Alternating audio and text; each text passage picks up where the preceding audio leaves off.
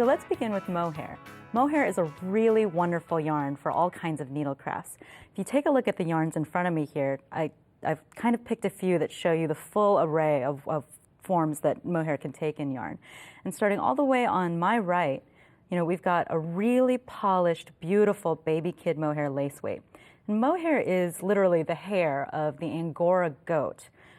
It's got sort of a very underdeveloped scale structure, which gives it this beautiful luster, almost silk-like in how high gloss it is. And the younger the animal is, the finer the hairs are. I don't know if you can see, but the individual fibers that are sort of sticking out of this yarn are extremely fine, much, much finer than many wools are.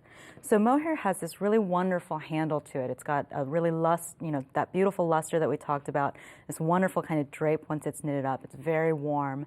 And while it's a lightweight fiber, each fiber itself has a kind of density that gives the finished fabric a really beautiful drape. So we've got this really polished mohair lace weight where all the strands, where most of the hairs are kind of all laying down on the surface of the yarn. And so it's got a relatively smooth kind of surface to it. When we move over to this one, this is sort of often what we think of as a classic mohair kind of yarn. It's got a little bit of a halo, which is that sort of fuzziness sticking up out of the yarn. And this is actually a mohair blend.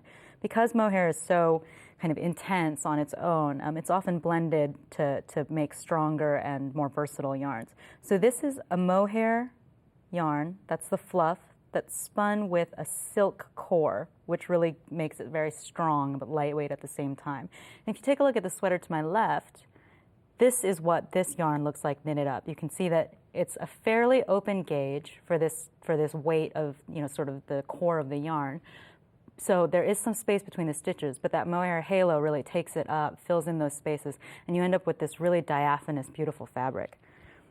Mohair is also often spun into boucle type yarns, and if I can separate a single strand, you can see that the yarn has been spun where one of the plies has a lot of slack in it, so it spirals around in these little loops, and you get this wonderful bumpy little texture that when it's knitted up, it's got this very sort of dense, low pile kind of texture to it. Then over here we've got mohairs that are a little bit larger. This is sort of a heavily brushed mohair, so it's got a lot of texture to the surface.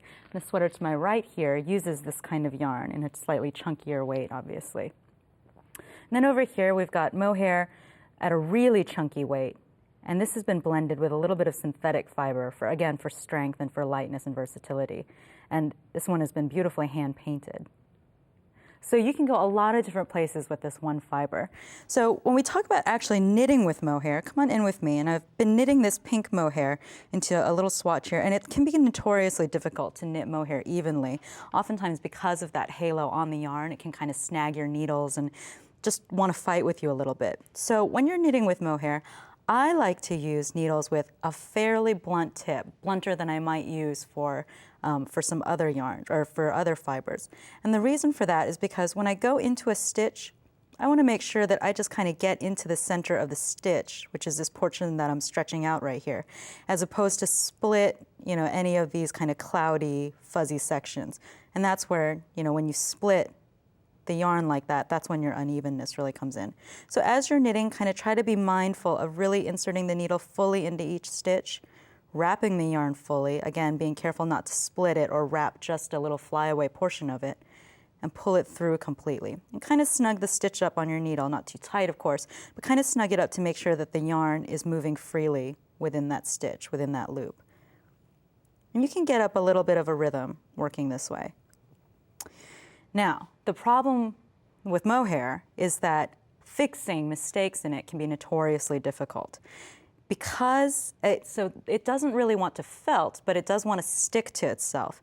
So if I just slid this off the needles and tried to rip it back, I would really end up with a tangled mess very, very quickly. So with mohair, you're really going to need to kind of painstakingly unknit. And the way to do that is to stick your left-hand needle back into the stitch below the stitch on the right needle, and then just drop the loop from the right needle and pull the yarn free, kind of doing whatever you need to do to make sure that it comes away without tearing too much. And some people say that putting mohair into the freezer can make it a little bit easier for those strands to slide apart from each other too. One of my favorite tricks is to take a mohair fabric and then just use an ordinary bristle hairbrush to really raise the nap on it. You can get a designer brushed mohair look all on your own at home. So those are some tips to make knitting with mohair fun.